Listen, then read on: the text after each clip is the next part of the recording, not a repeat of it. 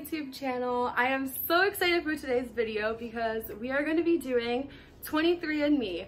I have always kind of had an idea of what I am, but it is so exciting to finally be able to know where you come from, know where your ancestors are from, know what makes you you. And so that is what we're going to be doing today. So the process of getting started with 23andMe was super easy. I just ordered my 23andMe kit.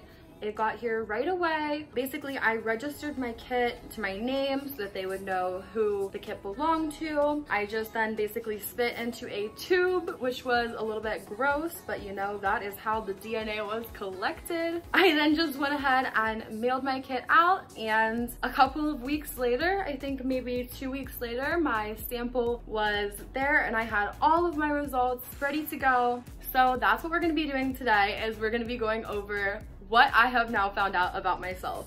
So let's get into it. All right, so if you see me looking down, I do have my laptop here in front of me because I'm gonna be reading some stuff off. But basically what came back for my results is that I am 41% Polish. So that's very exciting. I always kind of had an idea that I was Polish. My dad claims to be 100% Polish, so I always thought I was 50% Polish, but it turns out I am a little bit less than half Polish. I then found out I am 30% British and Irish.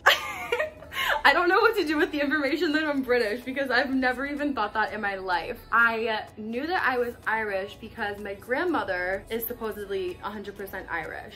So I thought I was a quarter Irish. A little bit of a curveball there with the British going on. I am also 10% French and German. I also had known that I had some French and German in me. My grandfather is supposedly half French, half German. So I always thought I was an 8th French and an 8th German. But it looks like I'm a little bit less than that. Then up next, we have some interesting results. It says I am 9.4% broad Northwestern Europe. So I looked up what that meant under their description, and it said Irish, Norway, Finland, and France. They can't exactly pinpoint where that is in my DNA, but they know that it is somewhere in there. I am also 1.8% broad Southern Europe, which is Iberian, Italian, Balkan, or Malta.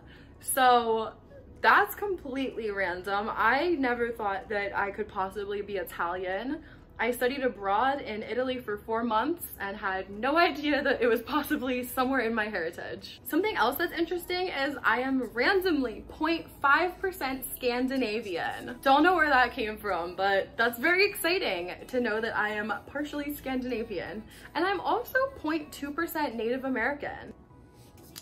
Also, this is the weirdest and most surprising part of the entire process. I found out that I am 79% more Neanderthal than most of the people that do 23andMe. I don't know how I'm supposed to feel about the fact that I am part Neanderthal. But if you don't know what a Neanderthal is, Neanderthals were prehistoric humans who interbred with modern humans before disappearing 40,000 years ago. And they looked like this. So that's in my DNA. Because I am part Neanderthal, it's so weird to even say. Because I'm part Neanderthal, I am likely to have a bad sense of direction. That is 100% true. You can ask anyone. I get lost going 5 minutes down the road. Like, I need my GPS on me at all times. I am less likely to have a fear of heights, which is true. I am a little bit of a daredevil. Like, I want to go skydiving. I want to do all this crazy stuff. I am more likely to be a better sprinter than a distance runner. I don't like to run at all, so I guess that makes sense that like I'd prefer to run short distances because I really don't want to run at all. And because I am part Neanderthal, I am more likely to prefer dark chocolate over milk chocolate. And you know what? All of those things are kind of true. Shout out to my Neanderthal homies because I relate to y'all. So getting into some other stuff, I was able to find out my maternal haplogroup. My haplogroup is H3. Haplogroup H originated in the Middle East and then expanded throughout Europe towards the end of the Ice Age. H3 likely branched off in northern Iberia. H3 traces back to a woman who likely lived 9,000 years ago.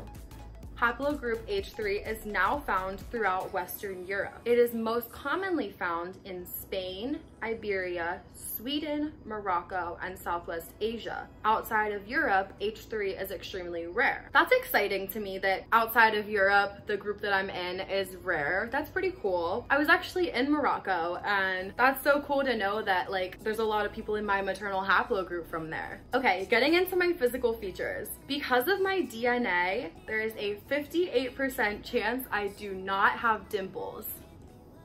There is an 83% chance I do not have a cleft chin. There's a 62% chance I have had dandruff. I mean, I didn't know that people didn't have dandruff like ever in their lives. Like the other option was, have you ever had dandruff or not ever had dandruff in your life? And I was like, wow, I didn't know that there were people that never had dandruff in their life. So yes, I have had dandruff in my life. There is a 93% chance that my earwax is sticky. It's weird though because the other option was dry earwax, and I didn't know that people had dry flaky earwax. Mine is sticky, in case you were wondering. There is a 52% chance that my eyes are blue, a 21% chance my eyes are greenish blue, and a 17% chance my eyes are green. They're like mostly blue. But like, I feel like that honestly fits my whole description of my eyes, is that they're mostly blue leaning into green. So the fact that like they're guessing somewhere in there is definitely accurate. There's a 58% chance my ring finger is longer than my pointer finger. I mean, ew, my hands are ugly. I need to get my nails done. There's a 60% chance I have few, if any, freckles. That's true, I don't have freckles. There's an 80% chance my hair gets lighter in the sun. That's true. I like kind of thought everyone's hair got lighter in the sun, like a little bit, doesn't it? There's a 34% chance that my hair is slightly wavy, 29% chance my hair is wavy, and a 9% chance that my hair is straight. This is my natural hair. I've always just thought it was straight, but I mean, there's probably people out there with like straighter hair than me. But the fact that it only says 9% chance of straight hair makes me think that my hair might be slightly wavy. I don't know. Let me know in the comments what my hair is. Is it straight or wavy? There is a 40% chance that my hair is dark brown, a 36% chance that my hair is light brown, and a 19% chance that my hair is dark blonde. I've always kind of thought that I'm somewhere in between light brown and dark blonde. In the summer, when we're not all stuck in quarantine in our houses and when I'm actually allowed to go outside, my hair gets like a lot lighter. So that's why I've always said that I might be dark blonde rather than light brown, but I could see why I'm also considered light brown. Guys, I have literally had an identity crisis about what I am, if I am a brunette or a blonde, for the longest time. So if you guys could let me know in the comments what you think I am, like I would really appreciate it, because I struggle on which emoji to use. There's a 99% chance that I do not have red hair. That's accurate. There's a 39% chance of very fair skin and a 32% chance of moderately fair skin. There's a 75% chance I have stretch marks. Thank you, DNA. There is a 57% chance that my big toe is longer than my second toe. I mean, it's true. It's weird that they know all this stuff. And there is a 75% chance that I don't have a widow's peak. All right, so next let's get into the traits. So I am less likely to develop bunions than the average person. I'm more likely to have a fear of public speaking, which is interesting because my major was in public relations, so okay. I am more likely to have flat feet. I am more likely to prefer chocolate over vanilla. I'm more likely to be bit by mosquitoes. And then some of the other ones that I didn't necessarily agree with are I am less likely to prefer salty over sweet. I feel like I prefer sweet. I'm less likely to have thick hair. I have pretty thick hair, honestly. I keep showing you guys my hair in this video, but like this is it up in like a ponytail. I don't know, like I feel like it's pretty thick. and I am likely to wake up at 8:37 a.m. There is no way in heck that I wake up on average at 8:37 a.m. I would say I wake up on average at noon. Some other spooky things that 23andMe was able to tell me are some health predispositions that I might be likely to develop. So I actually have both variants that they tested for AMD, which is age-related macular degeneration. It causes irreversible vision loss among older adults, affects 2% of individuals over the age of 50 in the United States, and there is no known cure. It is rarely diagnosed in people under the age of 50, and it usually becomes noticeable in a person's 60s or 70s. That makes sense because I am already blind as a bat. I wear contacts. My prescription is like -4.5, so I kind of already knew that I had bad eyes, but sucks to know that they're just gonna get worse with time. What can you do when you're 60 and 70?